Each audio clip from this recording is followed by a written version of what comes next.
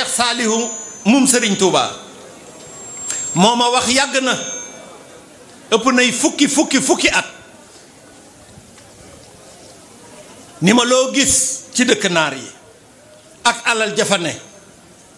ay tànk lay wut fii la jëm si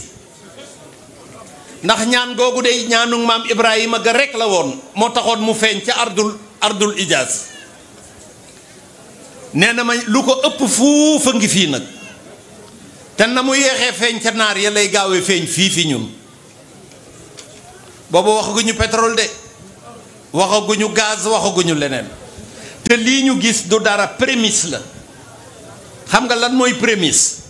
nawet bi ubbi mu xiin daal di taw tuuti masa bëng-ndëng baa nga ca ginnaaw nañu góorgóorlu rek gëm ko yaakaar yàlla yaakaar sëriñ bi te doyloo ko te fii jàmm rekk a fi am péripéties yi réew mi paase ku jàppoon ni réew mi dina génn ci gutta googu ñu bari xalaatuñ ko woon waaye sëñ Tuubaa fii mu ne jàmm rekk a fi am waaye nag nañu xam ni moom la Cheikh Mamadou Fadal dañ koy présenter le premier gouvernement du Sénégal ni ko diw mooy ministre nangam ñu ni mooy ministre lan ñu ni moo yor taw bi ak agriculture kii moo yor tali yi kii moo yor transport bi kii moo yor xaalis bi kii moo yor wér-gu-yaram kii moo yor nangam ñëw ni ko kii moo yor sécurité ak défense boobu ministère de la défense la ñu boole woon sécurité mu ni dindi leen sécurité beeg défense bi borom baraak bi rek a yor sécurité ak défense. kon